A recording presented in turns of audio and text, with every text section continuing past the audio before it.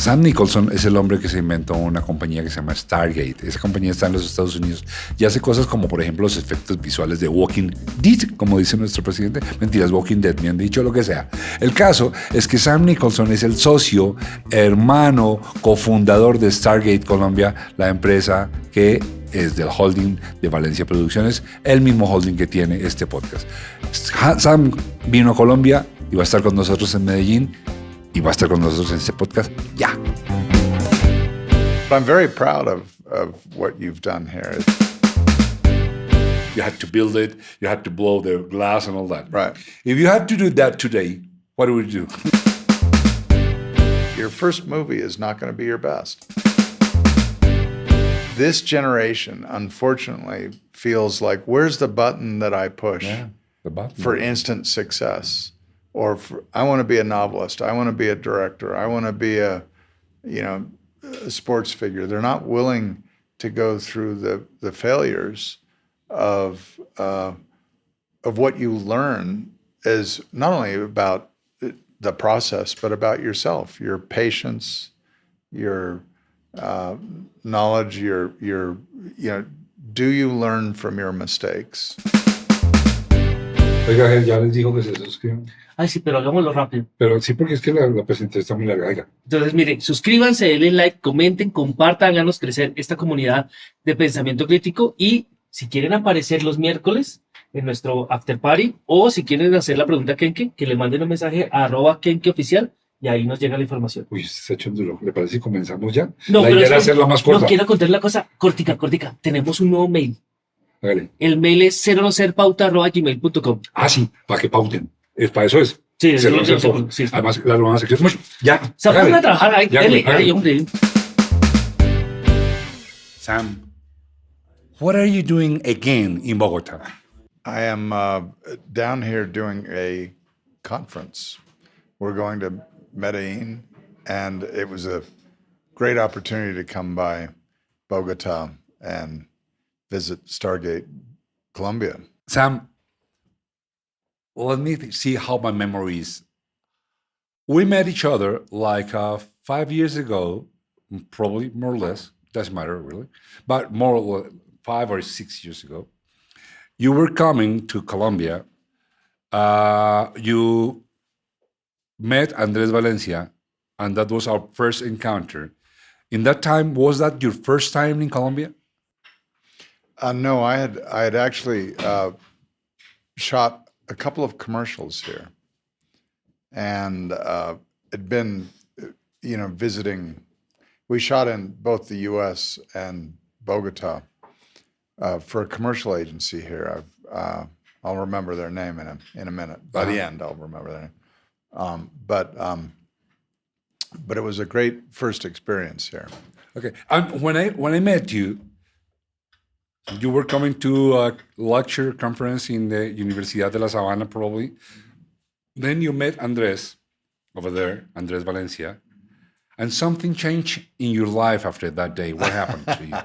Well, meeting Andres Valencia was incredible.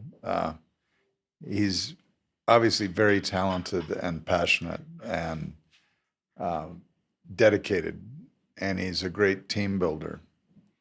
And so I naturally thought, we could build a Stargate company around this person. He's highly creative and has very good business and management skills, which generally artists don't have both. So, when I've traveled all over the world and met a lot of people and started businesses in many, many different places, Dubai, Toronto, Vancouver, New York, Atlanta, London, Malta, of course, and a fair amount in Latin America and Mexico City, Buenos Aires, and I thought, well, based on my experience of what it takes to inspire a group of young people with technology and art, and have the team building skills of what it takes to be a leader, a company, without being oppressive. It's not about the money. It's about the vision and the character of the person. And there are very few people I've met in this world that have all the right things that you can, on a handshake, start a company and an idea, and people gravitate to that. And over time, it blooms into a beautiful garden, you know, and here we are. Well, Sam, when I knew you were coming, Andres called me and he said, "Sam is coming," and he asked me if it was okay to record a podcast with you. I was more than happy to say yes, and we moved everything. This is an extraordinary time of that because of you, and I want you to know this. We need to feel well for that because you are very important for us. Very important. Not only Thank you. not only because of the company relations which we have with Stargate LA, with the Stargate Colombia, who's Andres and all his people, but I wonder if you have the conscience and the feeling of what the presence of Stargate, your generosity with all this group, mean for the Colombian industry. Do you understand all the generosity you're having with this company, opening the technology so that we can work the way you do in LA, in Malta, in Europe, in Canada? Do you feel how important is your addition to all the industry? Do you feel it? Well, I do feel it. I particularly feel it when I come here. But I'm very proud of what you've done here. It's remarkable. And I do think that, you know, inspiration and the human spirit, if you will, you know, we all want to create beautiful things. We all want to do something with our lives that means something. Stop there, please, because there is someone in this podcast. He's a sponsor. He always sends a question. This is called the Kenke question. Bienvenidos al momento Kenke. Hi, my name is Robin Brock, and I'm a member of Kincaid. My question is for Sam. Sam, what do we dream for? You know, it's interesting. I think, first of all, I have great dreams. My dreams are crazy there. And they're many times involved around work. But, you know, life, I think, tends to beat the dreams out of us. You know, as children, we dream a lot. We're very innocent, and we dream about, you know, being astronauts and being, you know, all the amazing things we're going to do in life. And then life wears you down. It's like a river that smooths the rocks out, which is part of the process. But you can lose your childlike innocence with just circumstantial things that happen. You know, lost loves, divorce, death, all these things wear away at your personality. And as you get older, you perhaps you dream less.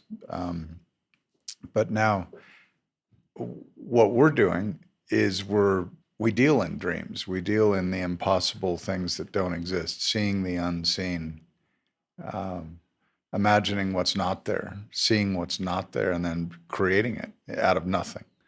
Whether it's a mechanical device that you dream about and you get up and you start working on it, and that's, you realize your dreams. And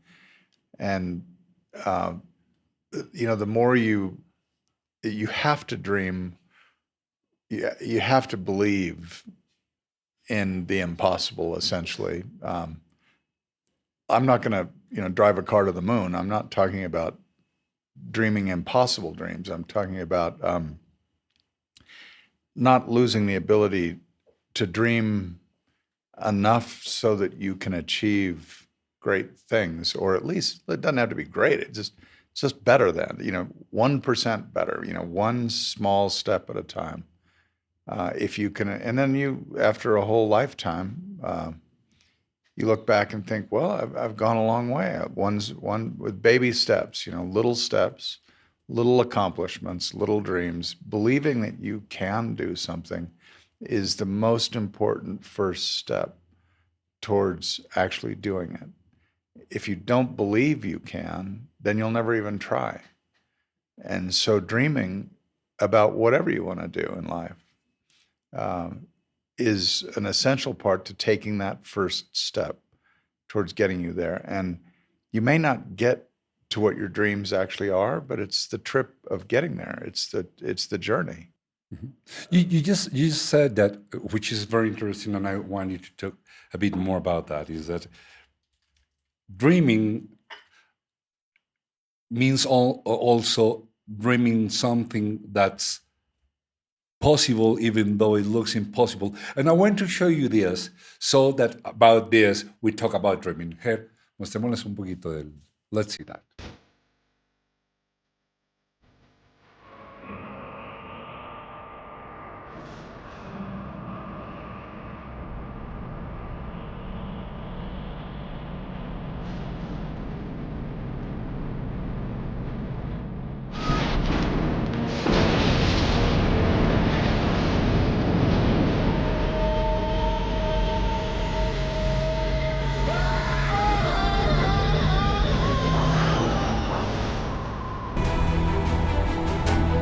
That's dreaming, isn't it? That's dreaming.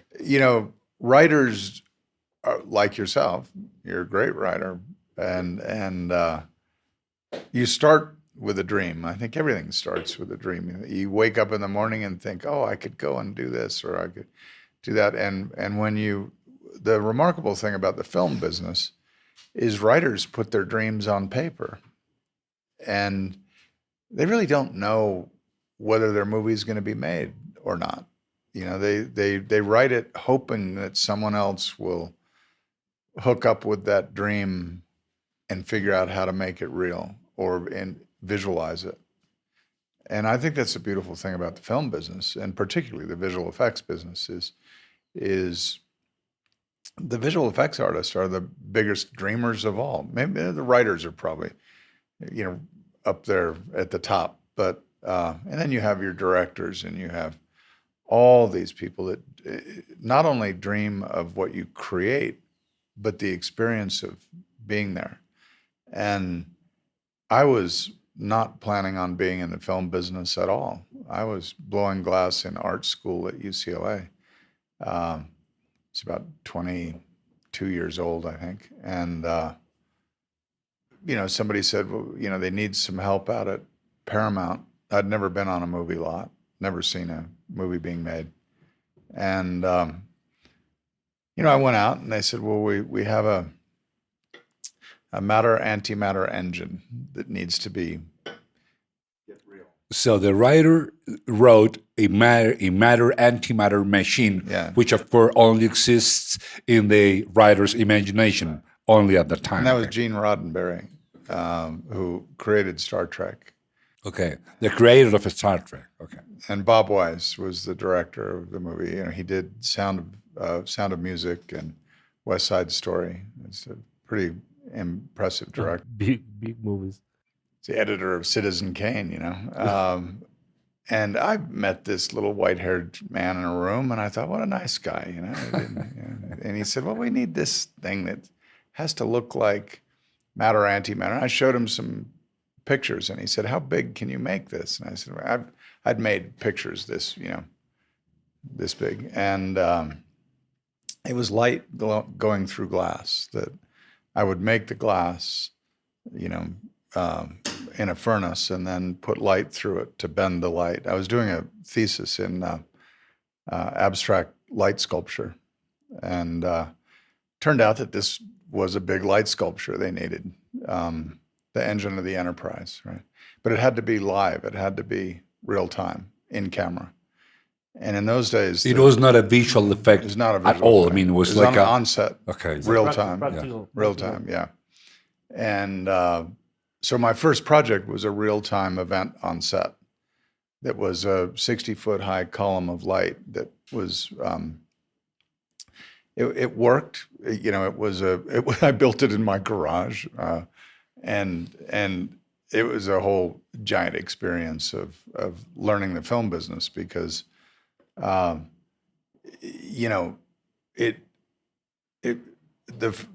had never been on a big movie, and a big movie is, terrifying if you're kind of up at bat. You're the one. And so Bob Wise, I built this thing in my garage, and I had never turned it on because I didn't have enough power. So I did sections of it, and then we took it in under great secrecy. But let's make something clear. This is your first approach to the industry. Yeah, I'd never been on a nobody film knew set who before. Sam Nicholson was. So if it had gone wrong, it would have gone very wrong. Well, but here's the thing: is this is supposed to be a matter-antimatter engine of the Enterprise. So they had JPL experts come out and say this is what it would be, and it would be this giant white-hot column of light, 8 feet in diameter. So anyway, they had magnets all around it. So it was 3 stories high, and so I said, sure. Yeah, maybe I was the only one foolish enough to say, sure, I can do this, right? So I beat out all the competition to get the contract. Bob Weiss believed I could do it, right? So the director, which I had no idea, if the director says he's going to do it, then everybody gets in line. So Bob said, sure, he's going to pull it off. So I built this thing in my garage. Took about, 2 months to build it because I had to blow the glass, build what we called light guns. We built 40 of these light guns. Who blew that glass? You did. I did. You did it. Yeah, Yourself? I was going to be a glass blower. Yeah, I was not going to be in film. I was going to be a glass blower. You see what we were talking about? Yeah. This guy does everything. This is pretty much Blowing the glass. Yeah, I love blowing glass. But so, I thought, based on getting the contract, I thought, well, I was trying to do big light sculpture, and this was big light sculpture, and they were going to pay for it. And so I built this thing, and we would light up sections of it in my house in Venice Beach, and it was so much light coming out of this. It was all kinetic, like fire and stuff like that the fire department showed up. They thought the house was on fire. Oh, really? Right? Yeah. I mean, it was a lot of light, and I'd light up, 8 feet of it, 10,000 watts of light going off in your living room, at night, and the whole house was kind of glowing. Your light bill is very high. Yeah, we built it. I got a little drill press and a thing, and I made this thing in my garage.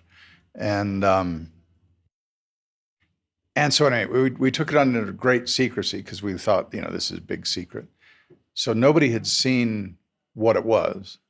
We took it up on chain hoists to the ceiling of the soundstage, which is about 60, 70 feet high, big soundstage at Paramount, and lowered it in to this tube that was, significant. It was about a 6-foot diameter plexiglass, 60-foot high tube on the middle of the set. And I'd never turned the thing on. And we inflated a rear projection material into the tube, and I turned it on to test it like 10 seconds at a time. I'd just turn it on and turn it off. And so the first day of shooting comes along, and Shatner and Nimoy and the entire crew of the Enterprise, all the original stars. This is the launching of the Enterprise. Big, of course, I hadn't read the script.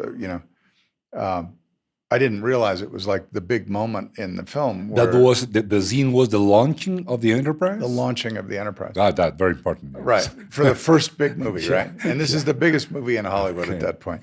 And so they say, well, Bill is going to go up on the 3rd floor and he's going to come down an elevator and everybody's going to be at attention. So the whole crew is there at attention.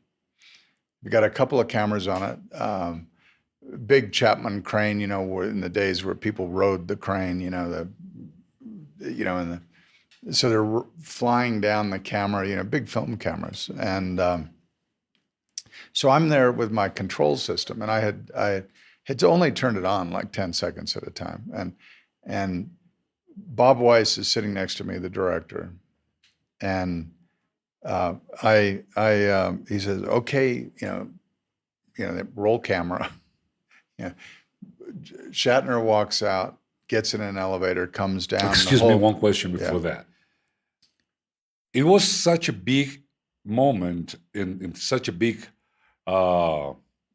installation that there wasn't space to rehearse with that on. Right. You had to shoot with that on, even though it hadn't been on before. Right. Shoot the rehearsal. It was like a test for everyone. Yeah, Okay. It was like a big. Good to know that. Gig lineup, not a big, it was just a master shot of the whole crew and the engine starting up and the Enterprise launching. So Shatner comes down the elevator. Bob Weiss is sitting in a director's chair next to me, and I've got the control panel, and the whole crew's at attention, and so Shatner says, "Okay, Scotty,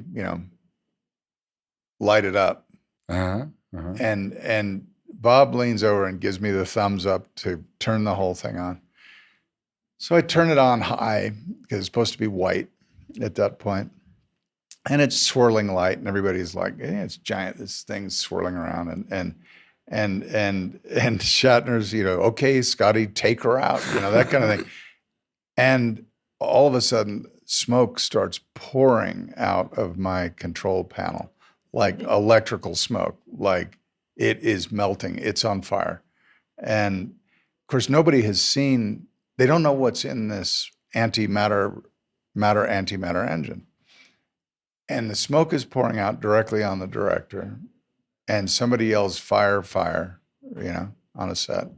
And this thing is white hot and going really fast, and I cannot turn it off because all of the wires have melted inside my control panel. I'd never had it on that long, so I didn't have the right amperage for the circuits, and when it was on for more than 30 seconds, it just melted and it just jammed on, and they yelled, "Fire, fire!" "Save the director" was the line I heard, and they picked him up in his director's chair. And ran off the set with him, and all the actors ran like their hair was on fire. It was probably the most embarrassing moment of my entire career. Was the first shot. We fixed it. I mean, the special effects guys came in and said, "Oh, we can fix this thing." So we were back up and running in like half an hour. But it was from there on out. On that film, we did the largest lighting spectacle Paramount had ever done, which is what the start of that reel is. This one? That's the original movie, Star Trek: The Motion Picture. Start with the first one. Yeah. The So first we one. can see that. So That's that's the whole thing. If we see the film, yeah. I'm the last credit on the movie.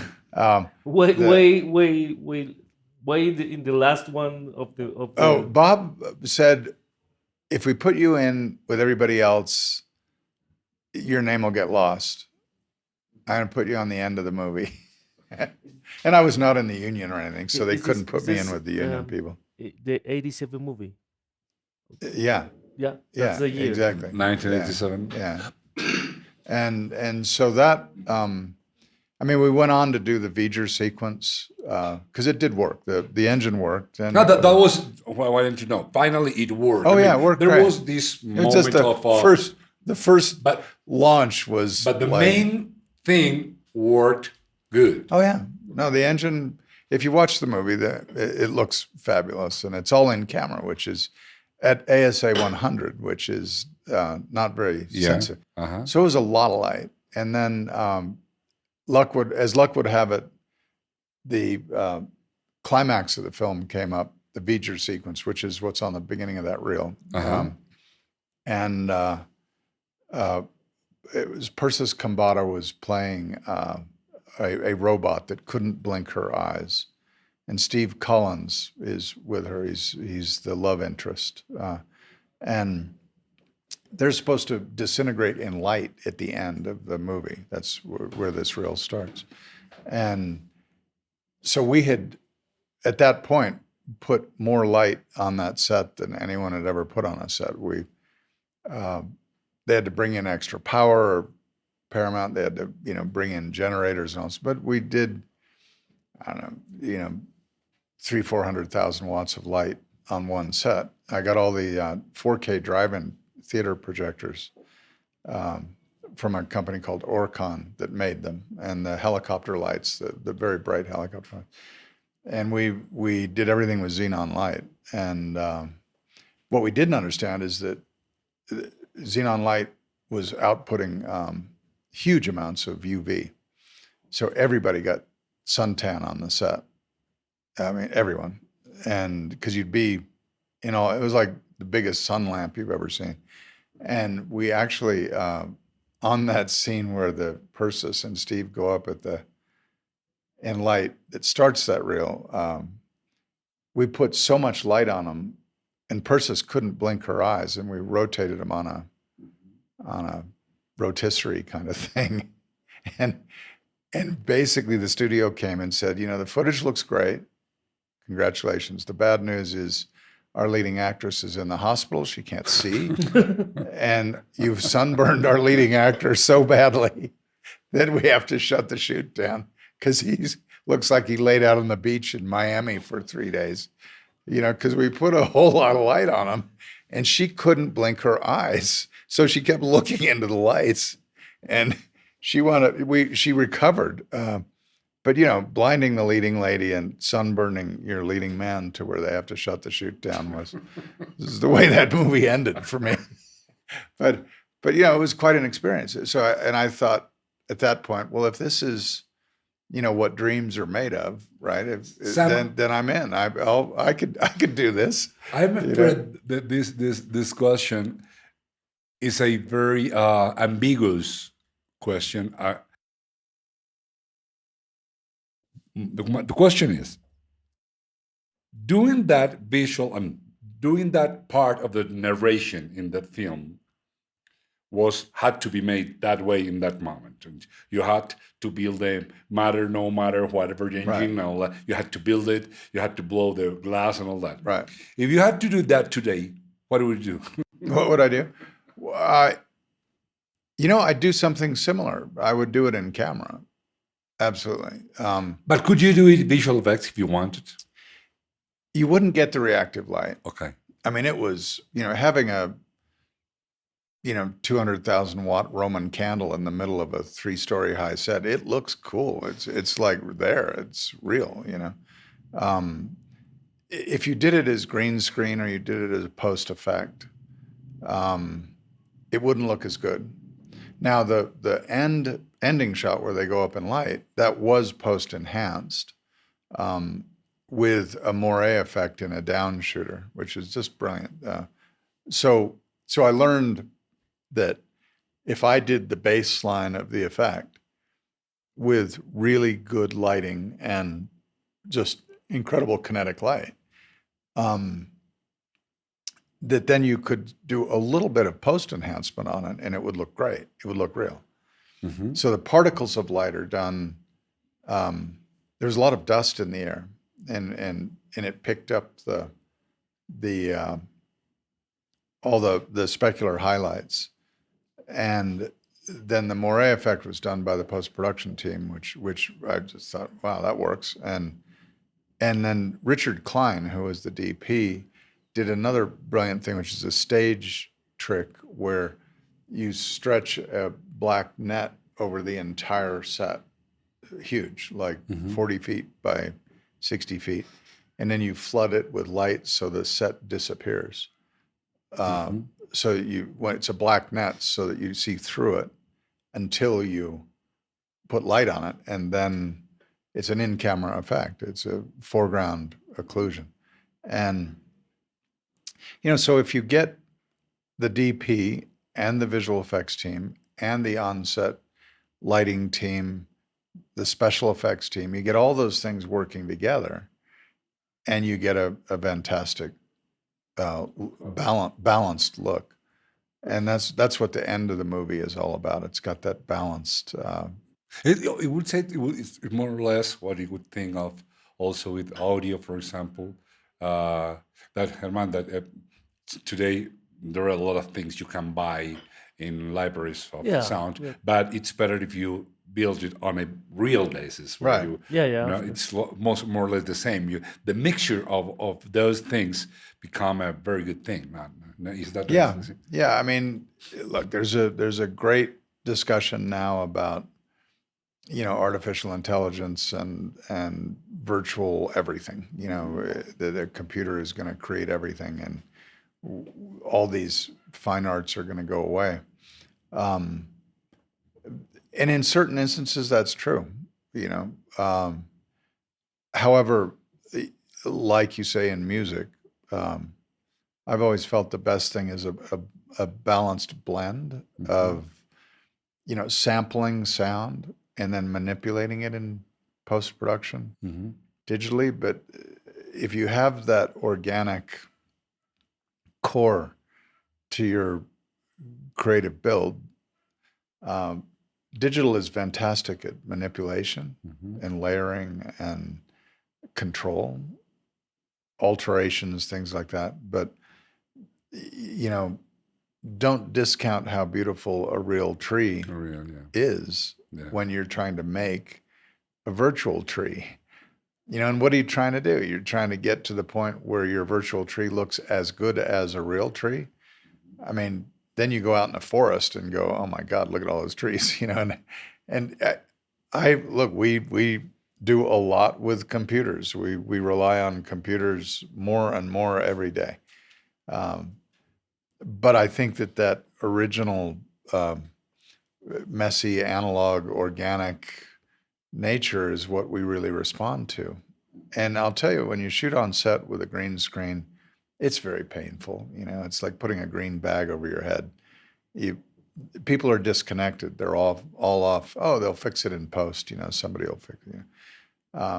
If you're trying to do something live, now you're into more like theatrical performance where everyone's engaged. The gaffer is trying to get the lights just right. The special effects people want to get the pyro to do its thing or the smoke to do its thing. Everybody's engaged. And at the end of the day, that's what you want. A film crew's like an orchestra. You're trying to get everybody playing their instruments, the actors, hair, makeup, wardrobe, lighting, grip, camera, all of it has to be in perfect sync on a set, and then magic starts to happen, not to mention acting and directing. Yeah, Sam, I think that's a very important subject we're developing right now. I would love if we extend it. And before that, because when I met you, we encounter ourselves, you and I, around conversation of life, the aesthetics, the principles, the sense of the purpose of the filmmaking, all that, and that's why we could talk. We could talk because you're a human person. You're not only a DP or an expert. You're a person who thinks about stories, who thinks about magic, who thinks about miracles. So I want you to please. This is designed by a writer, a friend of mine, who also works with us in the podcast. And I want you to take one of those cards. So one you prefer. I'll take this one. This one seems to be jumping out of the deck. Okay. Ready for you? And say, I'll try to translate. Oh, okay. Interior piece. which one? Interior piece. Interior piece. You have to let everything go. Of everything that is inside of you, you have to let it go, so you can be filled again with a new thing. Sam, this works. Believe me, I did it very skeptically when it arrived to me. When my friend sent it, I was like, "Well, this is my friend. it worked. The day I read it, and then I Really? read this. This is like the name in Spanish is Oráculo de Sanación. In English, it would be like Sanation Oracle. Ah, So you take a card, you read it, and then you go this, and it tells you a deeper meaning of the card you took. Believe me, it works in a very special and sensitive way. And this is sent by my friend Leticia. She designed it, she wrote it, Leticia Beautiful. Mejia, and she sends it to you. If you want more of this, you can go to our commentary box Yeah, and buy really? it. Oh, that's fabulous. Okay. Give me That a is sec. fabulous. Well, thank you so much. That's And this is very- yours. Remarks. This is my guide to the next millennium. That's great. That's lovely. Let's see a bit more of that, Herman.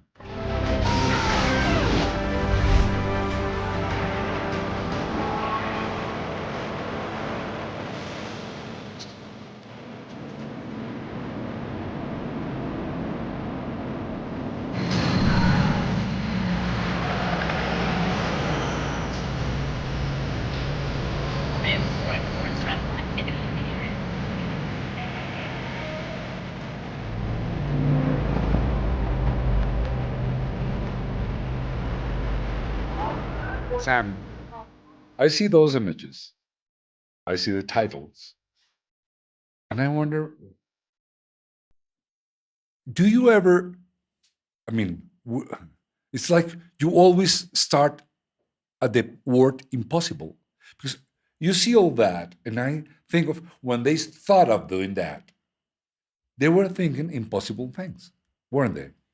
They were, my father was an engineer, and he created, as a naval engineer, and he created the first, what they called flying boats. He designed the first hydrofoils and got ships to fly for the Navy. And he went on into deep submergence and put people at 800 feet down in the Sea Lab program, astronauts and whatnot.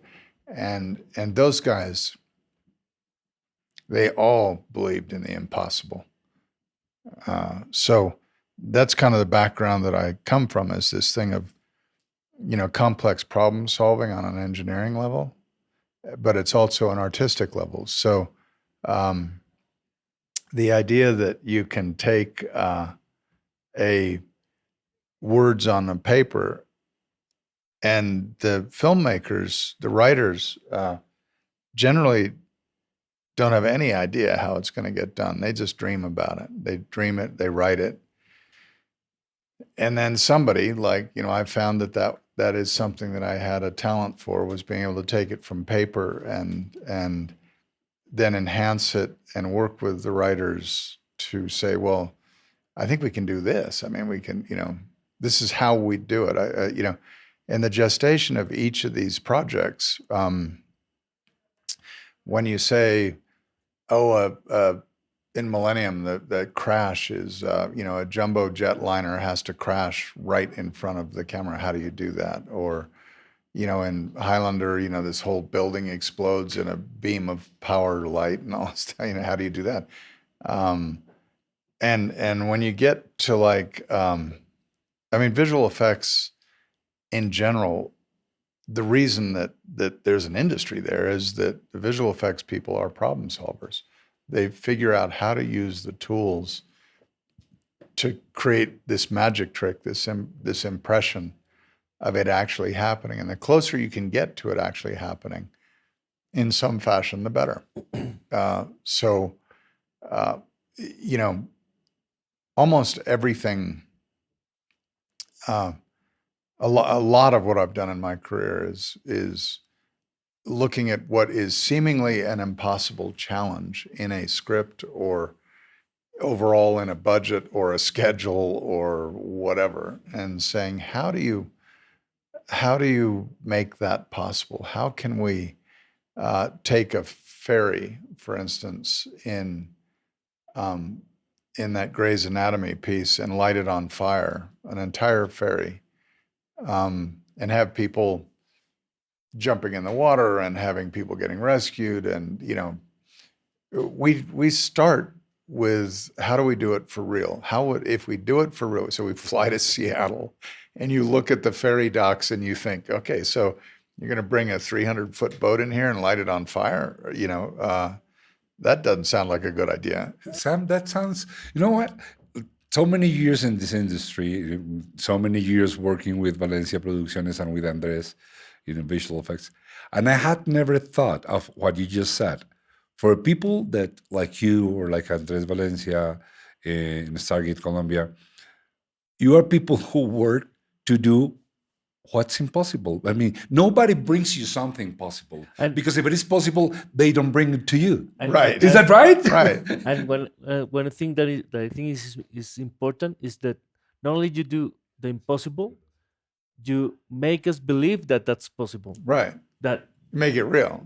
make it real. It's got to look real. If there are any fingerprints on it that look like it's not real, then you haven't done your job right. And so in that ferry sequence, it's very funny because you generally start as a visual effects guy, like, you know, in the background, and the director's out there and the writers, oh, we're going to take a ferry, we're going to light it on fire, it's going to be, and the producers are like, you got to be kidding. It's going to cost, you know, millions of dollars. How much is it? And you know, the EPA, you can't do that. You can, you know, you're not going to let you have a giant fire on a, you know. So so the idea is that you start with a very real challenge like that, and then they say, well, okay, so let's talk to the visual effects guys and see if there's any other way to do this, right? And you start thinking about it, and you think, well, you know, do we really need to go to Seattle? Wouldn't it be better if we were in Los Angeles? Yeah, okay, you know, that'll save a lot of money. And do we really need to have a ferry, or can we shoot a ferry and make it look like it's on fire with visual effects? Okay, we can do that. And they go, okay, we'll go down to San Pedro in Los Angeles and we'll get something and light it. And you say, do we really need to go to the water? Do we really need to be on the water? You know, you start asking these questions, challenging every assumption one by one, and saying, well, if we do it for real, we could do this. But if we do it virtually, we could do it this way or this way or this way. And you start picking the best solution. And we wound up in a parking lot at the Santa Anita racetrack with a bunch of shipping containers wrapped in green screen and building a giant set in a parking lot and doing all the water artificially, doing this ferries artificially, bringing in virtual helicopters, you know, all that stuff. So, you know, it's a step-by-step process. I always start saying, we all want to be Cecil B. DeMille. If you've got the money and you got the time and you can do it, there's nothing like shooting Ben-Hur for real. Yeah. We're not trying to replace reality, but, you know, instead of, we all are faced with very serious limitations of schedule and budget, and entertainment is it's not real. It doesn't have to be real. There is, I mean, we'd all love to have unlimited budgets, but we're not all, you know, James Cameron, you know. And so for the rest of us that are breathing oxygen or you know, not rarefied gas, I think you say, well, I'd like to do something with, say, avatars or zombies or, you know, Fury Road or something, but I don't have, I have this little budget that I have to stretch. And so I want to think big, you know, that we're all competing with $100 million movies, $150 million movies now. But generally speaking, we don't have that kind of money or time.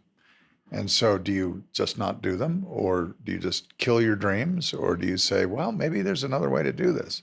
Maybe we can get some LED screens and do something, or maybe we can do green screen, or there's a lot of different ways to adjust your creative goals and get your movie done, get your television series done.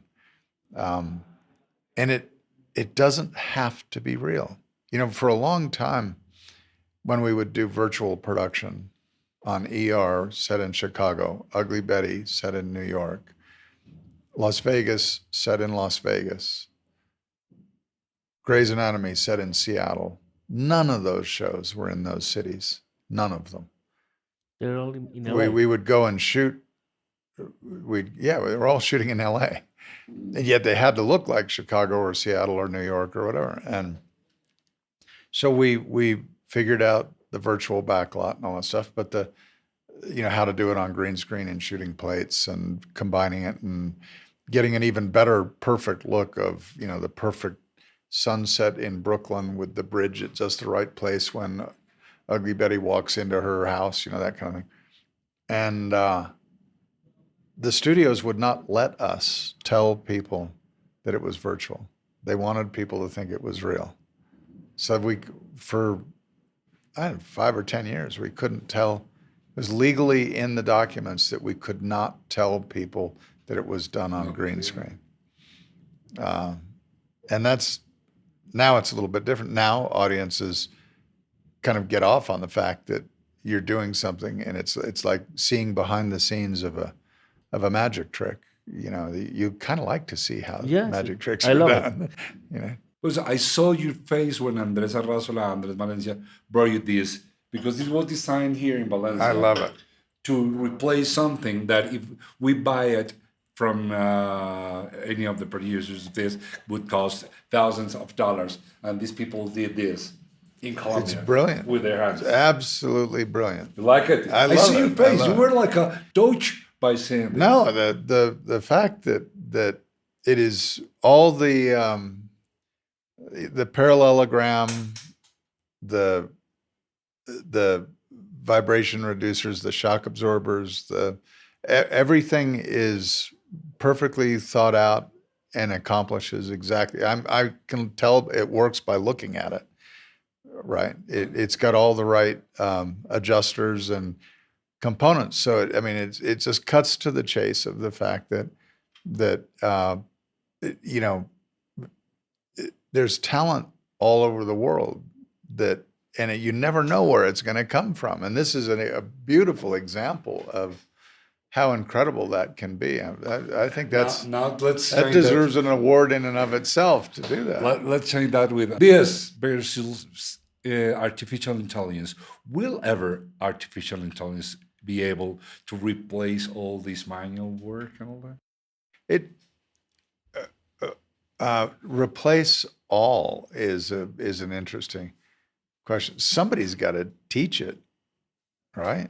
Somebody has to prompt AI and train it. It's like a child. It's like a little child that doesn't know where it's going. It's very powerful, and it's going to do all sorts of amazing things, and we're making it do amazing things. But it's all in the prompting. It's all in the. It's like a horse race. The jockeys don't try to run as fast as the horses do. The horses run really fast. But you don't just put the horses out there and let them run around by themselves and say, let's go have a cup of coffee. It takes the jockey that knows that horse and knows how to get the most. It's there's so many analogies that are suitable, and everybody's afraid of this new tool, which is actually really foolish. You're not going to stop technology. First of all, you're not going to stop progress. So give it up that you're going to fight this and be a purist. It's like saying, digital cinema is coming and we're purists in film, so I'm never going to learn digital, right? Or computers, right? It's, people in 1845 would have been terrified of your computer, right? Terrified. They'd never seen one. They'd never, They understand the email. Yeah. They understand the actual writing in the paper Right. to send it, not the Right. the virtual sending of Yeah. I of mean, a our text. our generation.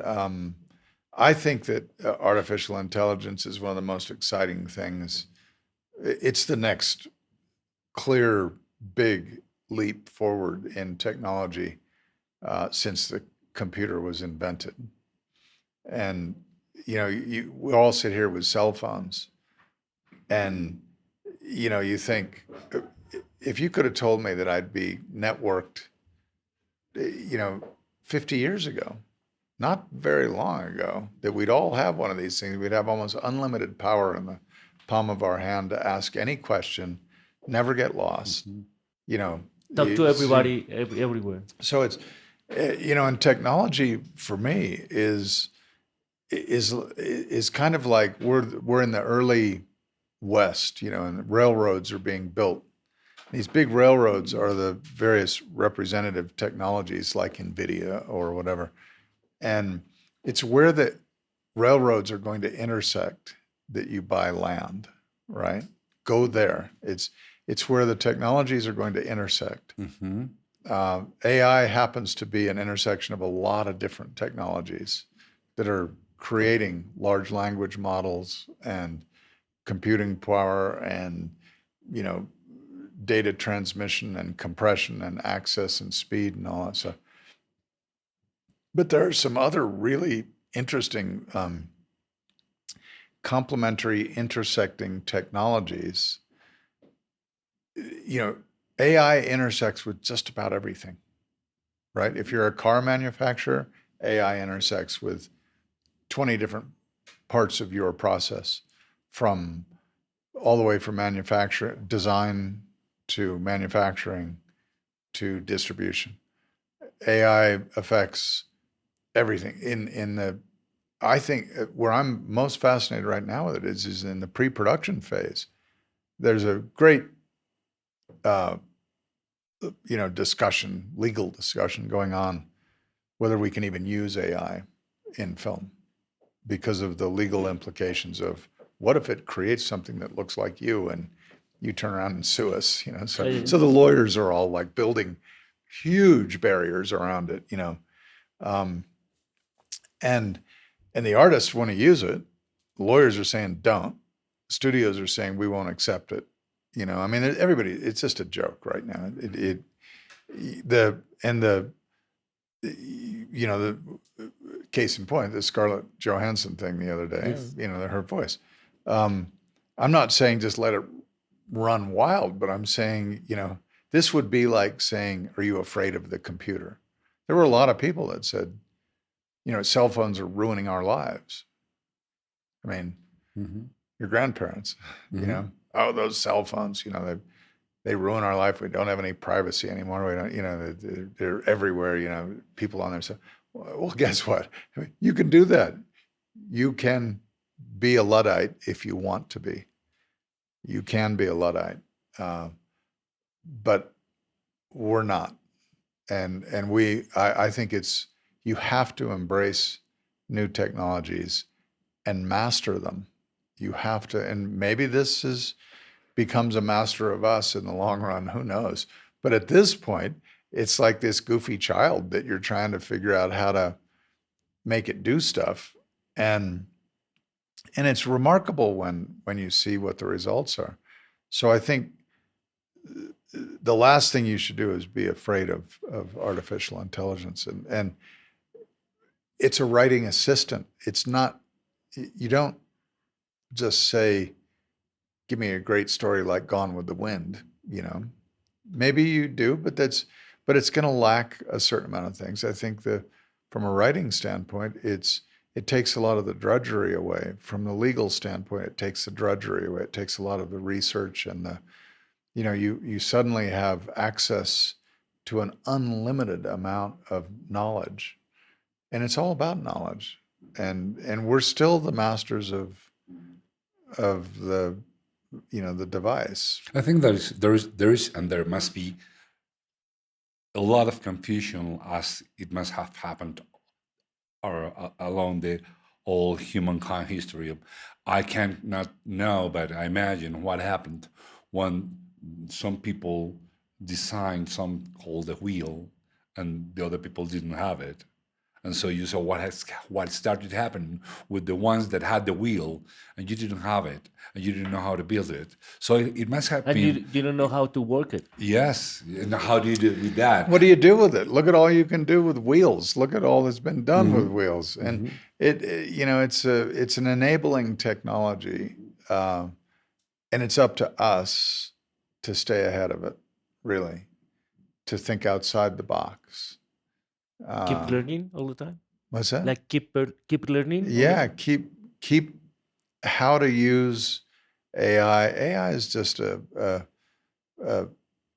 capability that's waiting for you to prompt. It's just saying, how creative can you get? I mean, I can, in old school, if I'm doing a graphic design or something, I can get various color swatches and spend a month doing logos, different colors, different combinations, whatever. That's kind of yesterday. Or I can get on an AI system, give it some templates that I like. I've narrowed it down to 3 or 4 looks with a range of color, and I can say, give me 1,000 variations on that. And it'll give you 1,000 variations on it instantly. And then you pick the one you like. I mean, who wants the drudgery of digging the ditch? I don't want to dig the ditch. I just want to say, I want a ditch right there, make it, and then make one over here and watch what happens. I'm going to do irrigation. I'm going to do this cool thing.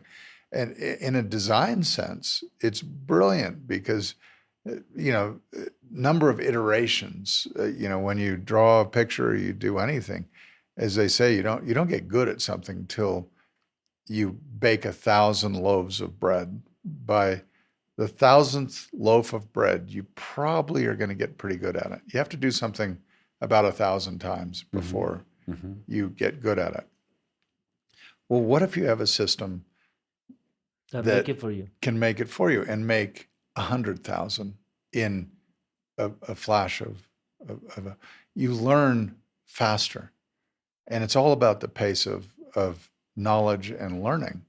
And that's what AI opens up to us. It's access to this universe of information with a very willing guide there that can connect you in a way. And what's going to be just extraordinary is when the AI systems start talking amongst themselves and communicate. So your personal assistant that knows everything about you and loves everything that you do, knows your music and all that stuff, goes, oh, by the way, I'm talking to 20 other personal assistants because they're going to be able to, it's hive intelligence. And I mean, and we run around siloed in our little worlds, and AI is not siloed at all. It's a hive intelligence. It's going to be connected to all the other.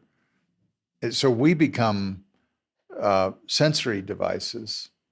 We become the thing that AI can't do, which is, touch this table. What does this table feel like? What is this glass? That's different. This glass is colder than the table because of the water in it. And it can't, the sensory, it doesn't have, we're the sensory. We're like the nerve endings of AI.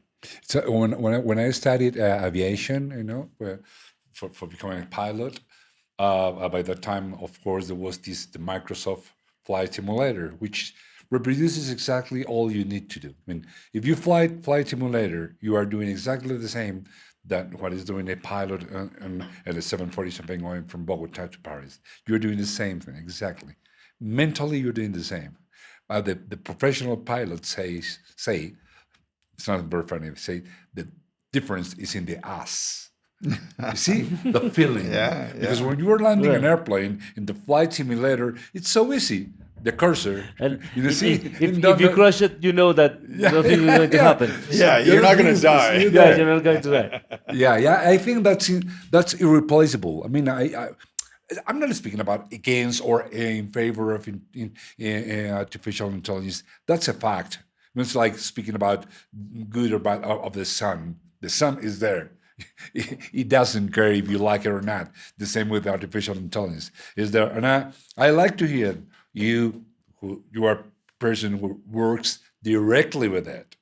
You could be feeling menaced by artificial intelligence, and on the contrary, you are encountering that it's an addition to a good work, isn't it? Well, when you talk about dreams and realize every filmmaker has a dream of the story they want to tell, right? And there's all these barriers that are set up between you and realizing your dreams. When I was growing up, it was film costs $1 a foot. It goes through the camera at about 1.5 feet a second. So when you turn on a camera, you better have your checkbook ready. And so you couldn't shoot 35 millimeter film because it just cost too much, or you couldn't build a set because it cost too much, or you couldn't travel to a city to shoot because it cost too much. It was always like, God, the physical barriers between you and making your movie are thousands. That's why I have such a high respect for anybody who can make a movie or a television show, because just getting it made means that you have gotten through the gauntlet of all the barriers that said you won't make this movie. It's all the things that you have to knock down. Well, in artificial intelligence, a lot of those things are going away. So now, I have a project that I'm going to be working on, which is I have a diary from my great-grandfather coming across the United States in 1845. And it's a diary. It's one man's vision of a daily occurrence in his life. I'm going to feed it into AI and start having images drawn and accessing the large language, the database of, he's referencing things like that he stayed with Thomas Edison's brother. Thomas Edison you hear a lot about Thomas Edison. You don't hear anything about his brother. I didn't even know he had a brother. And yet it's in this. So what an interesting thing to say, can you look up Thomas Edison's brother for me? Show me a picture of him. And if you can show a picture of him, can you visualize him as a 3D character? Can you then find other databases in the system out there that show what Chicago looked like in 1830? And can you then visualize that? And can you bring something which was written in 1845 to life as a movie, as an experience? Not necessarily a narrative movie, but put pictures to it. They're pretty accurate. They're based in historical data, right? And you think, wow, that's cool to be able to bring things to life that never would have been possible before. And I think, and that's teaching a AI what a character was like. And if you teach enough of what a character was like, then can you talk to that character? Can it do the in-betweens? If you have a particular personality that you react a certain way, your ancestors, right? Get enough cross-correlated information on them, and you start to create a personality there. AI personalities will be able to create other personalities and do them in a really, you'll be able to talk to Thomas Edison. There's a lot that was written on Da Vinci, right? Look at all to be able to to say, let's put all of Leonardo da Vinci in a database. You're going to design a stabilizing arm like this and say, how would Da Vinci have done it? And actually get a design back that is like, he's your design assistant. That would be pretty cool. I had never thought of that. You're making me nuts. I had never thought of that. It's real good. I mean, what you're saying, I had never seen that point of view. I'm really amazed. Yeah, you're right. It's like having a conversation with a person who's had a lot of information and you decide what you want or not. But the other has all the information possible, probably. Right. I think virtual personalities are going to become, it's already happening. I mean, look at, give me Dolly. Mm-hmm. Give me art that looks like Dolly, but it's not Dolly. And it will create something which is so damn close to Dolly that you would swear it was him, right? Mm-hmm. And that's wonderful. I mean, the song that the Beatles never wrote, you know, the next vision, yeah. you know, Kurt Cobain, what Yeah, would have yeah. happened if he hadn't died? You know, Elvis Presley, what would have been? I mean, all of it, you know, that's really out there. But I think what an exciting time to have an assist like that. Do we need a way to know that something is created by AI and something that is real? I mean, in the future. Well, there's a lot of. there's a line that I think it's going to disappear. It's like, remember when, you know, Moog synthesizers first came on and everybody was like, oh, it's an artificial violin, or, you know, it's a Moog synth, it's a synth, it's a Yes, synth, yes, you yes. know. Now it's just like all just like. it's a new mix up. it's a new Yeah, you sound. just It's a use different sound. you use whatever you want. And so, yeah, in the beginning, it's, oh, that's AI, that's AI. You know what the lawyers are telling us? I won't say which lawyers, but, you know, this is big discussion. Every project we use AI on.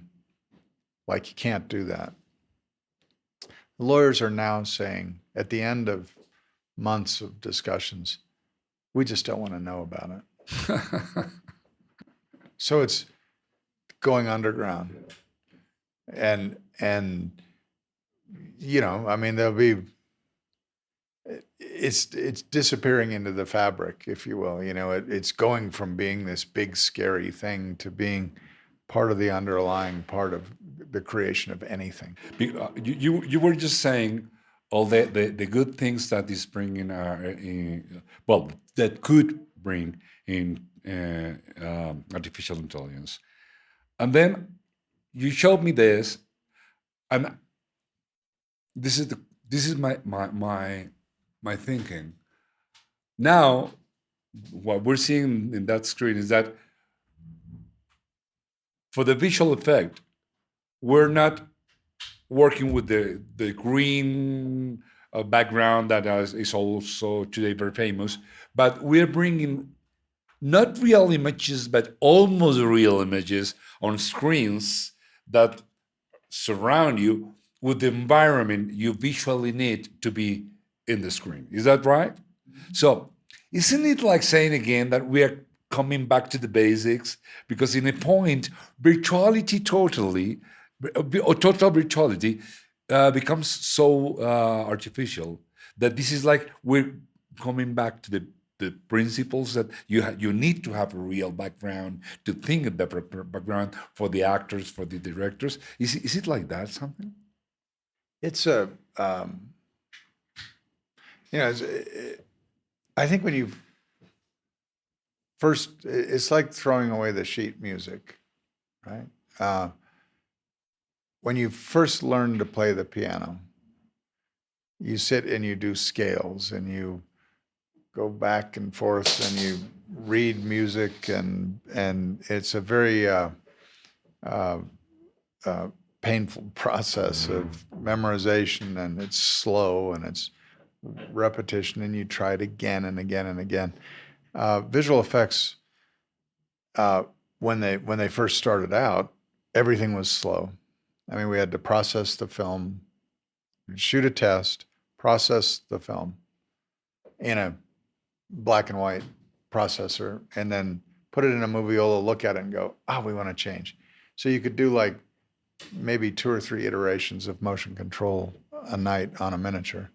The closer you get to real time, your learning curve, what I call a creative feedback loop.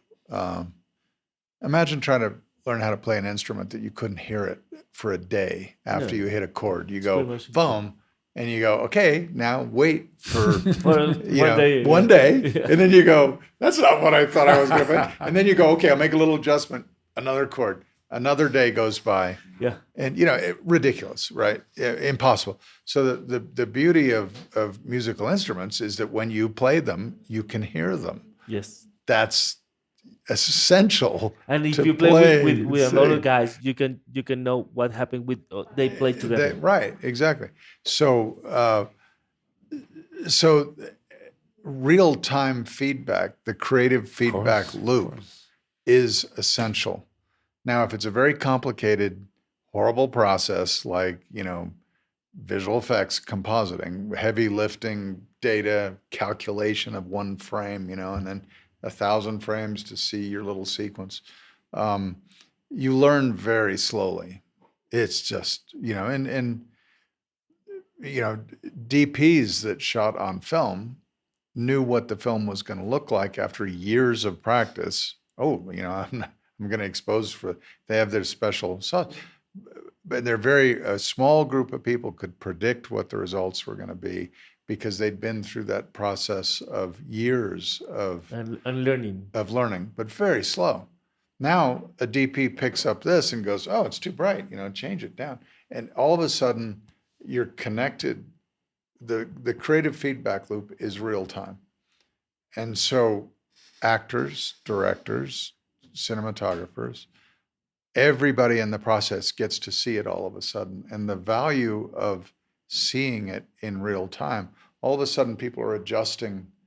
The members of the band are adjusting their play because they can hear each other and how it's interfacing.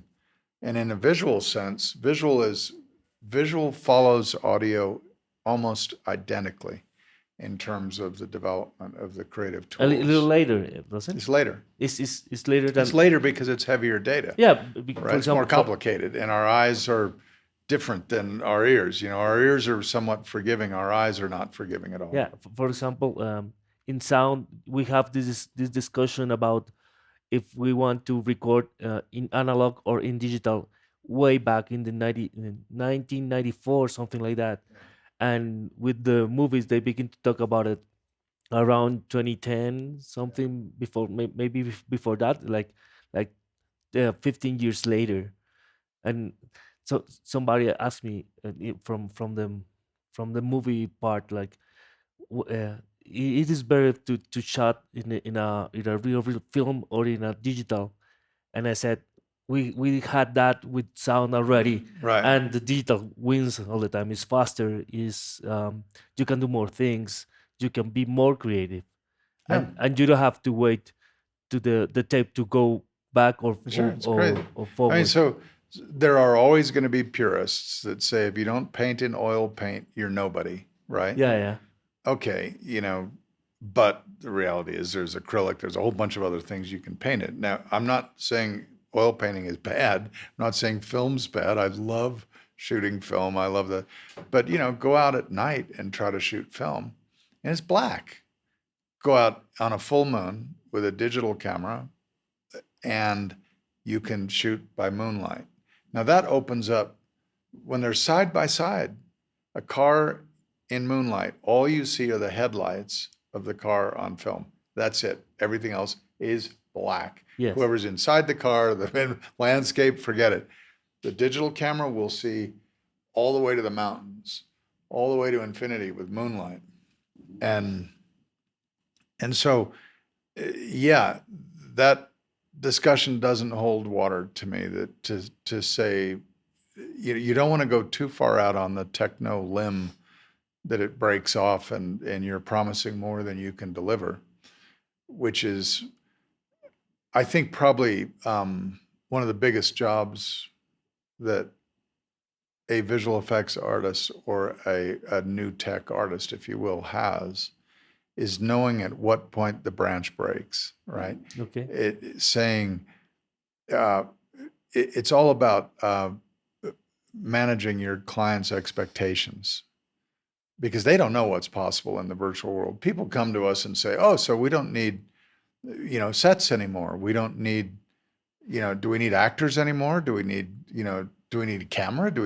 We don't need anything anymore. And you I can do it with my virtual phone. create. Yeah, you can create, Gone with the Wind on your iPhone, right? I mean, you say, no, easy. You're too far out on that limb. It's not a panacea. Virtual production or these tools are just tools. That's all they are. AI is just a tool. It is not, and it's a very intelligent, really cool thing. But at the end of the day, we're the conductor of the orchestra, right? And can you get eventually, an AI system to do an orchestra and sure. But at this point, we're still in charge of the show.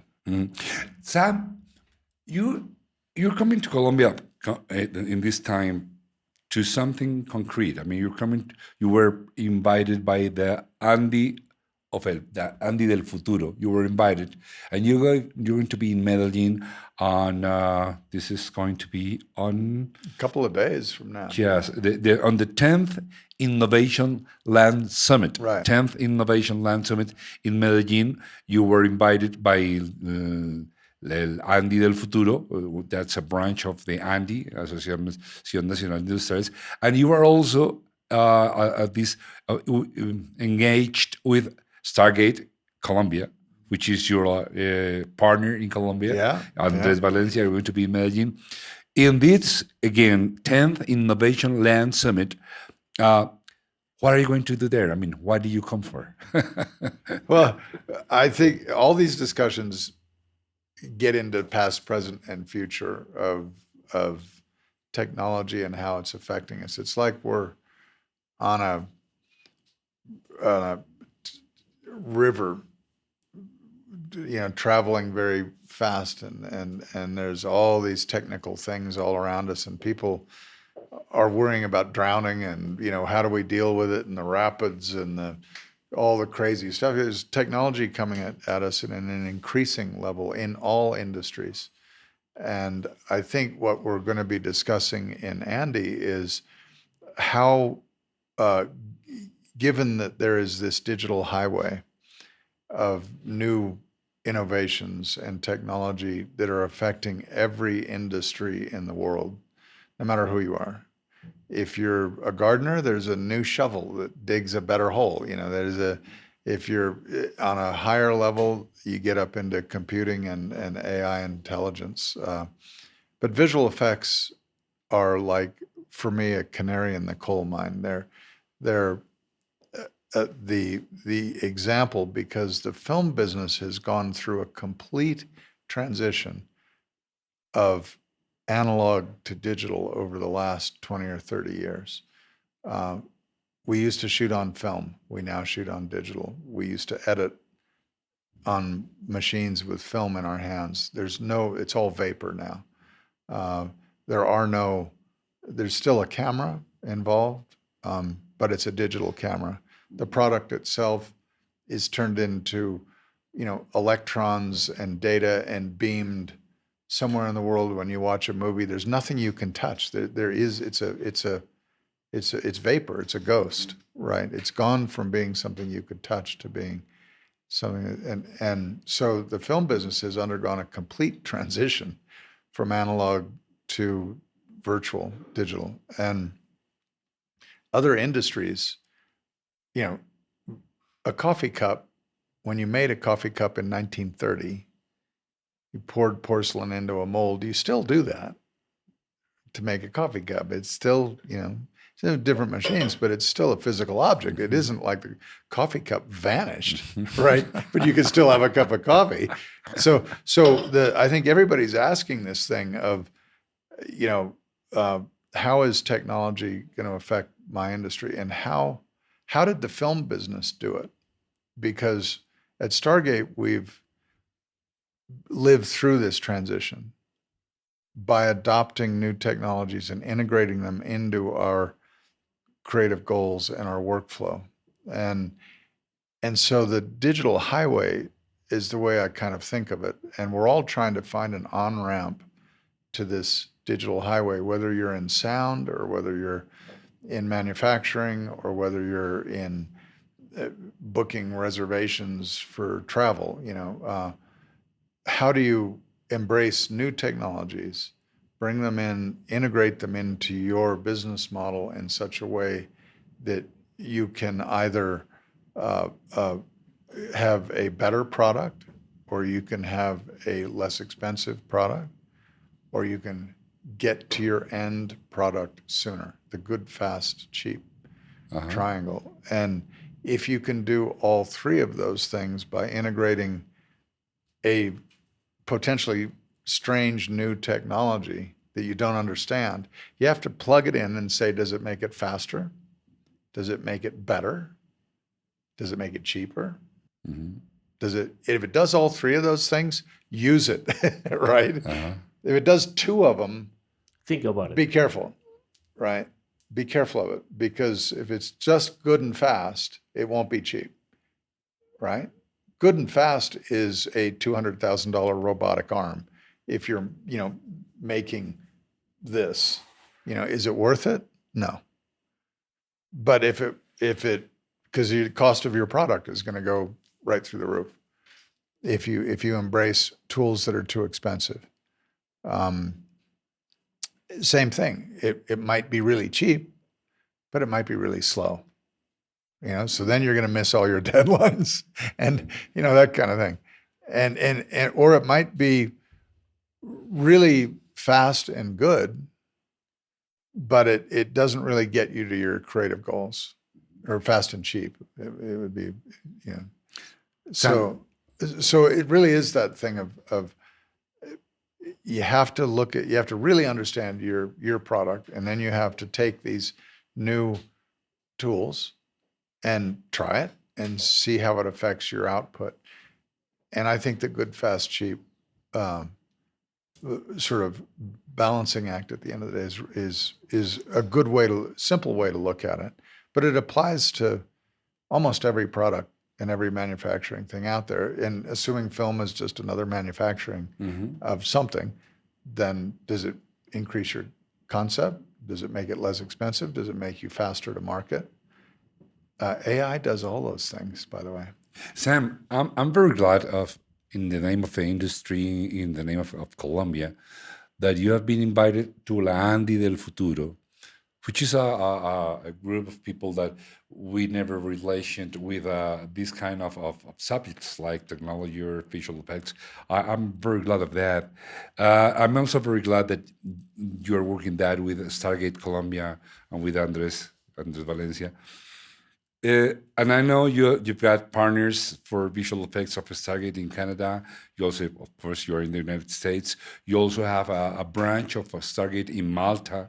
But I want you to tell me, what is that bond with Colombia that you have built, and with Andres? How is it like to work with Colombians in visual effects, with all these things like making up the crank and all those things that I know you have realized how we work here? How has that been? Well, I'm really impressed with the innovation and the enthusiasm, particularly in the youth of Colombia. Andres took me by the universities, and we've met a lot of really brilliant, young, enthusiastic people here. And it really comes down to the people at the end of the day. The culture itself, the Latin culture, is very rich from an emotional and drama. You're a dramatic culture. Muy dramática. Right? Do we? Yeah. Why do you say that? Yeah. I mean, well, and I can't believe it. so from a storytelling standpoint, that's really at the core of a good story, is that emotional drama. It's kind of like when you look at different cultures. We've had a lot of experience in Asia, and particularly in China and Japan. And, the Chinese are great at manufacturing. Oh my God, they love to get in a big line and make things, and they're really good at making things, But as I say, the scariest thing to the Chinese is a blank piece of paper, right? Storytelling. Okay. They've got a very rich culture that is wonderful. but they make the tools, they make beautiful tools, but they can't, I don't think that, I think the Colombians are a very dramatic, emotional, rich fabric of a culture. You know, a lot of emotions running here. The hot, it's famous, the Latin temper, you know, the Latin romance.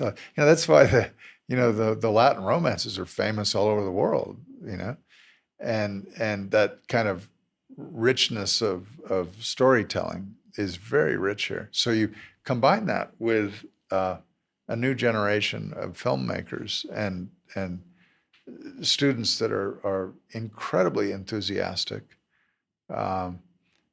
They do relate culturally, I think, to the United States in a very parallel way. Because they grew up watching movies. Well, and I think a lot of it is religion. You I think? think a lot of it is religion that before movies, you know, Okay.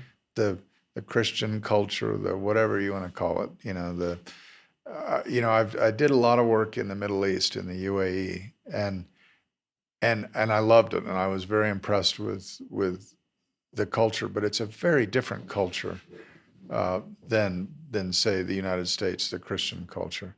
And I'm not particularly religious. I don't, but I just look at influence in art and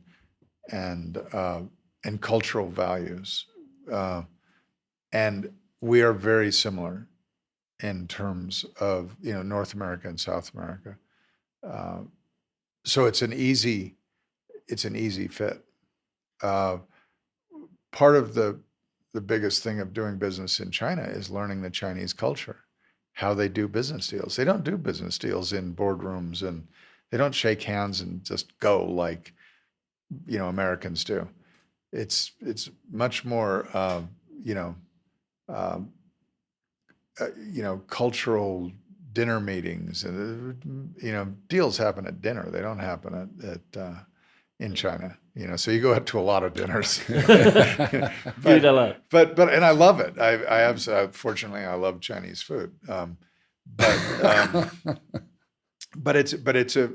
mean, I think part of one of the most interesting things about Stargate Global and all the studios that I've tried to build and all the people I've gotten to know around the world is the cultural experience of How long have you experiencing. been working with Colombia, with Andres? Like 4 years? Probably? No, it's been longer than that, I think. Andres, it's been ¿Cuántos años llevas de la alianza con Stargate?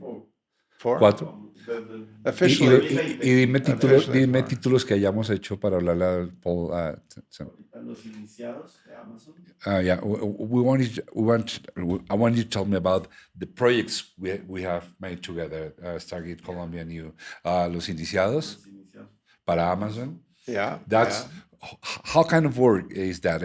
Complete visual effects of a series of the film, or is that Yeah. los efectos completos de la serie? Los Iniciados. Y esta en español es el título Iniciados. Los Iniciados. Have you seen anything of that? Yeah. Yeah, you like It's it? good. Look, the work that Stargate Colombia is doing is beautiful. I mean, and it's accelerating very fast. I've seen in the last 4 years going from, you know, intermediate to expert, really, in a lot of areas. And I think that's the other benefit of having not only multiple facilities within the United States, but multiple facilities in different countries, different cultures, is you learn from each other. You've created, I think, the Stargate University here, the school, which is absolutely brilliant. Brilliant. I think that is, it all comes down to knowledge and trading of knowledge and open knowledge. I remember graduating from UCLA and thinking, why can't you have a business that is completely open education, like a university, where people are encouraged to learn and accelerate and develop their skills and trade knowledge, not silo it, no protectionism. If I learn something, everybody learns it. We trade knowledge. We don't hide it. And I always thought that if you could do that, that you'd have an incredibly vibrant business model that could not only change the world for a little bit better place, right? Like, spreading the knowledge and opportunity and experience and all. And you could also make money at it, right? Everybody could make money at it. So you could make a living at it, and you could have a great time and a great experience. You learn, if the world is there to be experienced, then let's experience it. Let's see what different cultures are like and what they bring to the table. I think that the Colombian problem solving is fascinating.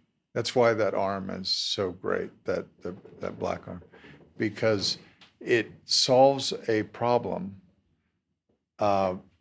through direct engineering, and in a way that is very unique to Colombia. You wouldn't see that same solution. You won't see that solution in the Middle East. No? No. What Not even what they close. do? The Middle East is interesting. The Middle East is it was explained to me that when you go into a mosque and you look at this incredible detail with no iconographic imagery, there's no Christ figure, there are no statues of, the Pietà, or it's not like going into the Vatican where it's just, representative art. It's all in the detail, the tiles, and the more detailed, the more detail you have in there, the more religion and purity of heart you have for the culture and the religion. And I thought that was really interesting. They look at like Pietà, they look at it like idol worship or something like that. Like, it's in the art, it's in this repetitive, thing that they do, and you see it in sculpture and in the mosques particularly, where you just eye-watering detail of just, you think, God, that ceiling must have taken, 100,000 man hours to do this thing, and then the floors and it's in that area where now we did have great success in technology with Stargate Dubai. Did a lot of work in the Egyptian artists are brilliant. They're but the power goes out every hour. Okay. Yeah, it just goes off, and they hang up battery operated lights. So the kids don't have the infrastructure, the support of a stable platform to work from. It's a shame. Wow. They're incredibly talented and incredibly dedicated, and we did wonderful shows there. So they learn. People can learn anywhere in the world. Then you have the stability of your government, the stability of your environment. But the unique thing about I think the unique thing about the Latin culture is this fiery kind of storytelling, the Latin lover, the lover of life. You're not like Norwegians that are like, and I love Norwegians, I did Denmark, but I'm just saying that the hot blood that we all kind of kid you about, you guys run pretty hot in terms of emotional. I want to like, thank wow. you, because every time I ask something to Mauricio, he says, "You are so dramatic." So I'm Latin. Let me do it. Well, Okay, that's good. Now I have all my problems solved. See, yeah, He's the Latin part of the podcast. no, but I think culturally, each society or each culture has a lot to offer, and they're all different. But you have a unique blend in Colombia, that you have a very young workforce, if you will, and you also have this kind of breaking of norms. The Japanese are so cultured and so set in their culture that the young generation has a tough time breaking that culture. South Koreans, on the other hand, are like on fire. The South Korean artistic young community is. I mean, look at the films that are coming out. They definitely think outside the box. You know, the Japanese are so culturally, you know, Stable. stable, which is a lovely thing in and of itself. You have this continuity and whatnot. But I think that you know, assuming that we're all one people at the end of the day, that the global people, and particularly, I think maybe, you know, I'm at an age where maybe I'm the last of the where you had these separate, very separate kind of cultures. I remember when I first went to Argentina, when we did Highlander in Argentina, there wasn't a single foreign restaurant in the entire city. I think there was one Japanese restaurant we went to, but that was it. Everybody just ate lomo. That was it. I mean, the culture of Buenos Aires was lomo, and now you go and there's a great kind of global cuisine. So in the last 20 or 30 years, I think with the advent of social media and interconnectivity, globalization has homogenized a lot of these cultures. But it's about the youth. It's about the young people. And I want to say something here in this podcast that I've said a lot of times that I have never said it somewhere where it stays, where it remains, is that we also had the luck of you meeting with Andres, because visual effects are there in the world. They are of the common knowledge of the humankind, which is okay. But I saw the seed of visual effects Stargate Colombia today. It was Andres. He you said it that they are very honest people. I must say, by the way, they are very honest people. But in terms of the creativity, Andres doesn't obey to rules. He always thinks that you can do it, always. And I've seen it. I see him, and I've worked with Andres in many instances. We worked directing together. We worked me directing, his second director, and all that. I've been with him in many instances. And he's always by the yes, we can. And this is, we were shooting a series, and there was a scene where a driver ran over a character.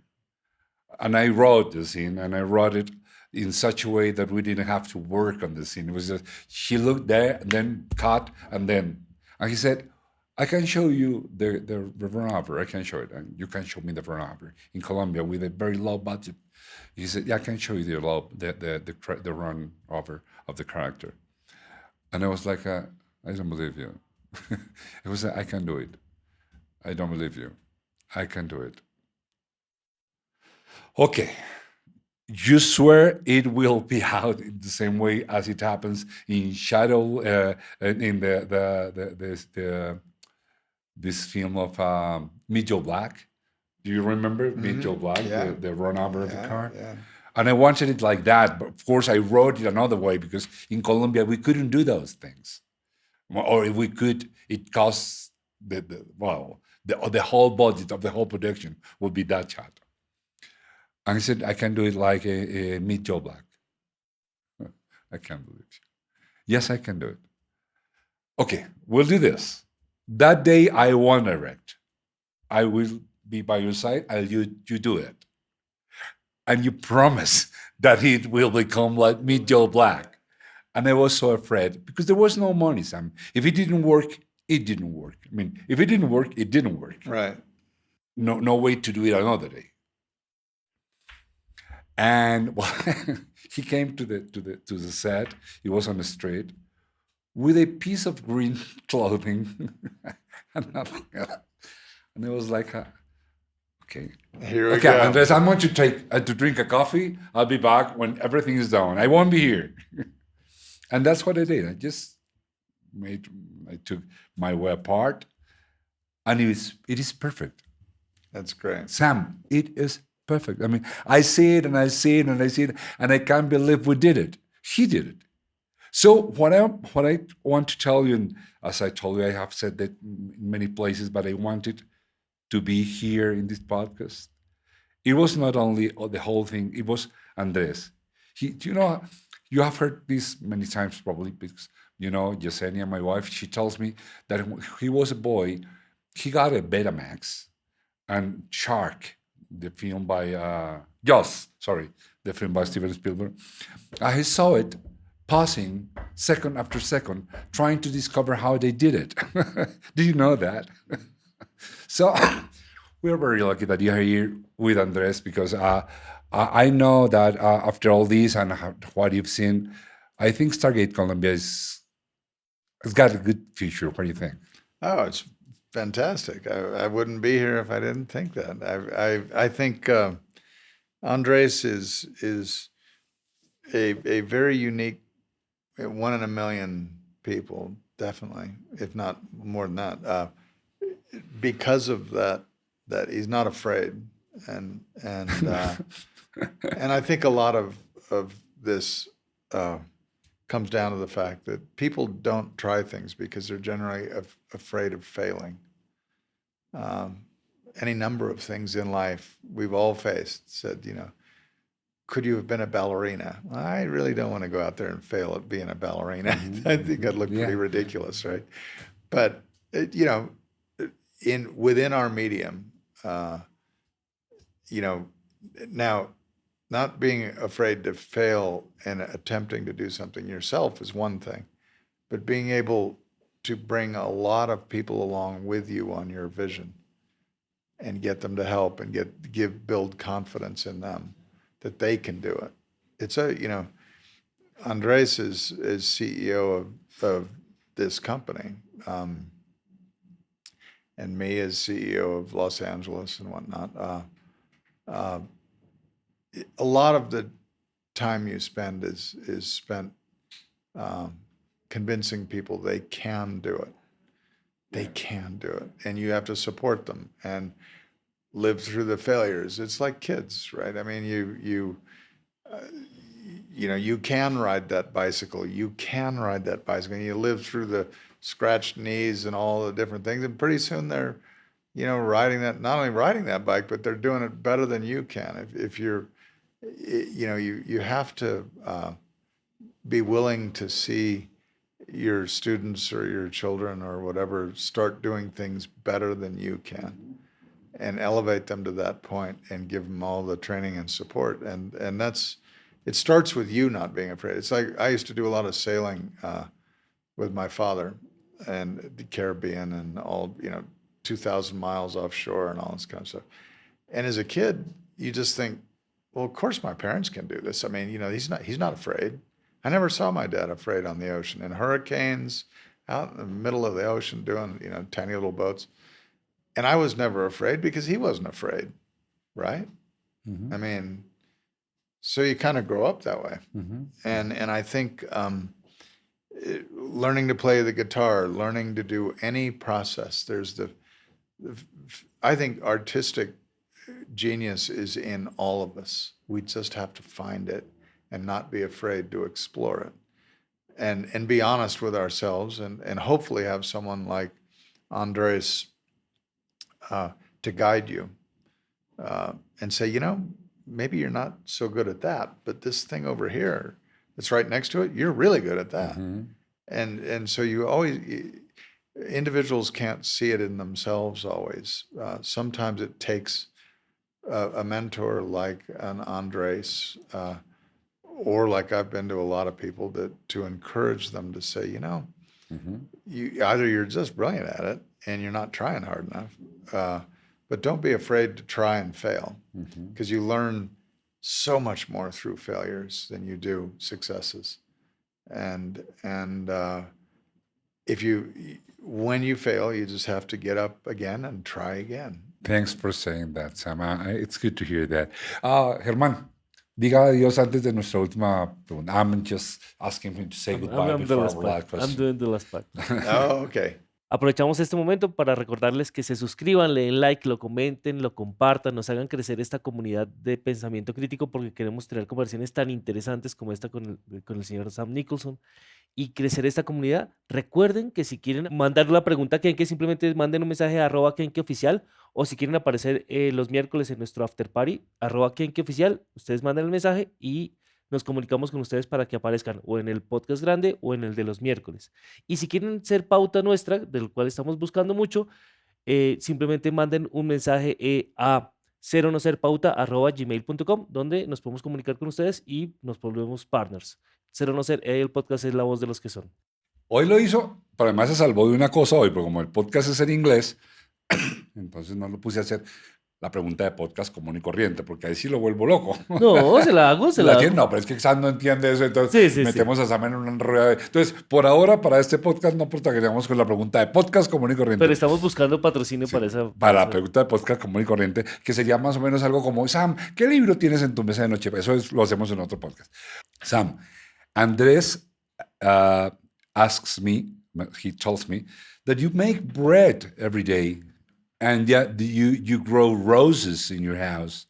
I mean, like, Lots of bread and so, lots. When you do that, if you work a lot. You make bread like Andrés' father, you know, he's a baker too. Oh, yeah. You didn't know that. Well, I'm not a professional baker.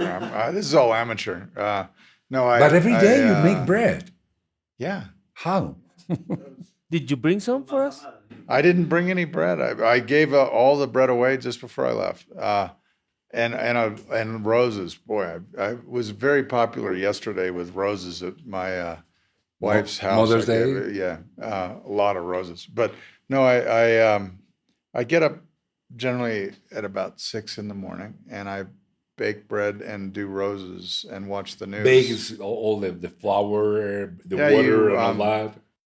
It's a day process. So you mix the dough in the morning, and you set it up and let it bulk ferment through the day, and then when I get home at night, I put it into baskets and form it, and then put it in the refrigerator and bake it the next morning. So I'm always baking one batch of bread, making the next batch of bread for the next day. And I just take about an hour every morning and do that. And then I do the roses at the same time. So I go into the rose garden with my dogs, and I have 7 dogs. And they love going in the rose garden. I've got, just about 600 rose bushes in my house. You just make me think that we have the wrong people. I'm just recognizing that. We tend to think that technology people are people who like to press buttons. So bread. See? And listening to you all this time, I have felt that real technology people are not people of buttons.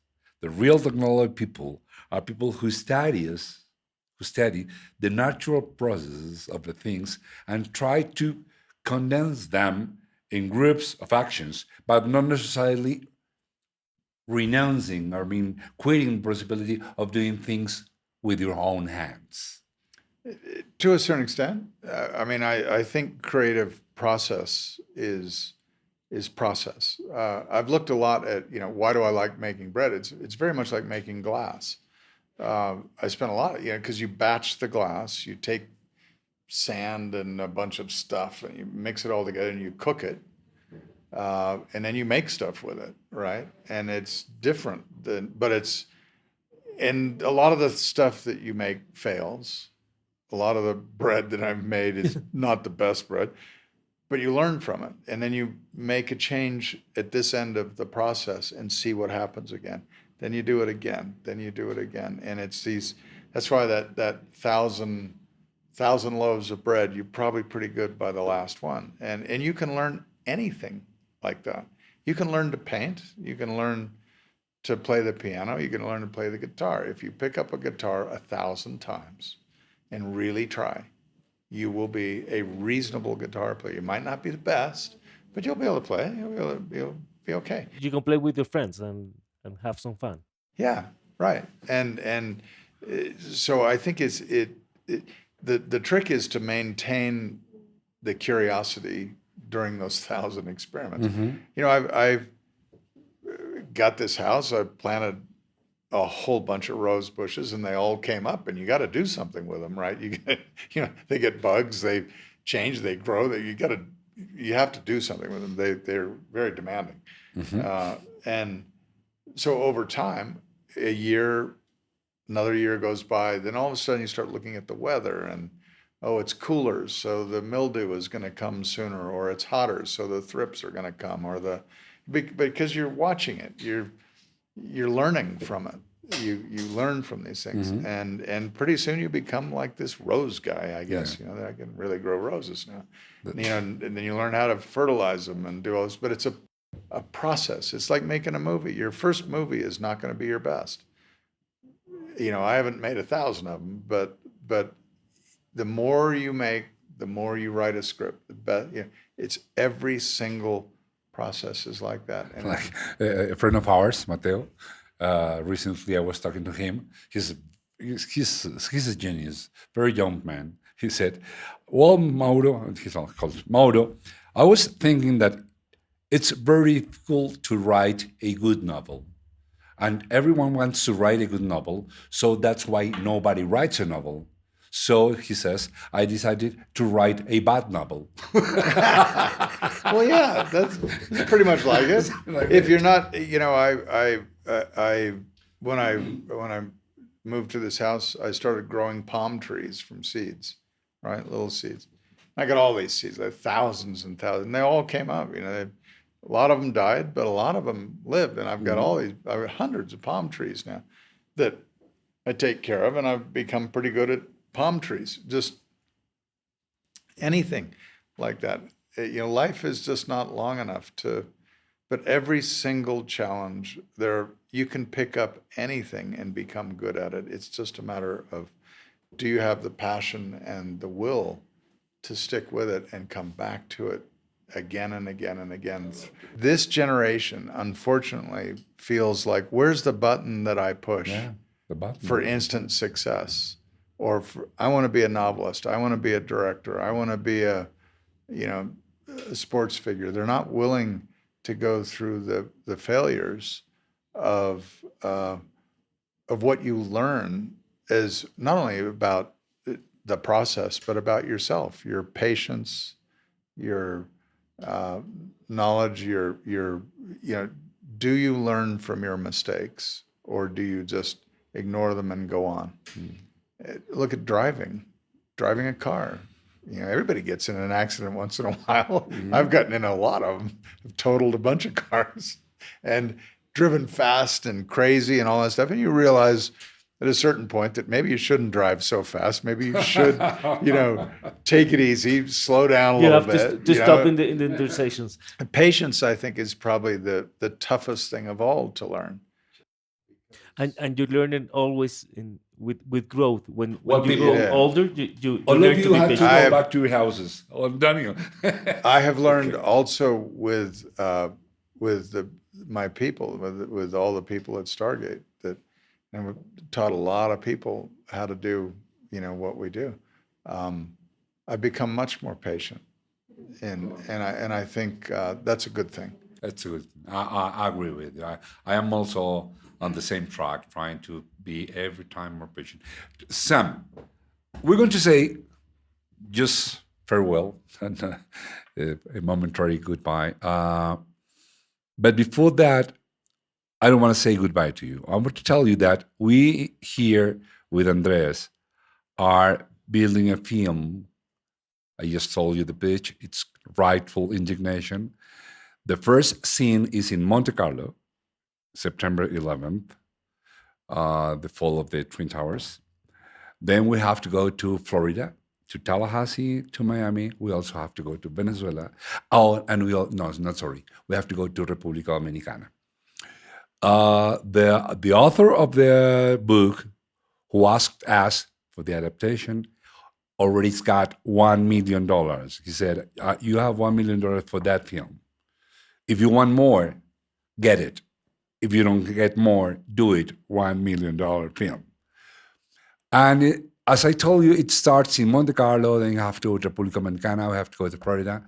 And we don't have the thousands and millions of dollars we need to do that. We're going to make it with visual effects. Is that possible? Will we make it? Sure, but Andres here, he does that in his sleep. He could figure it out.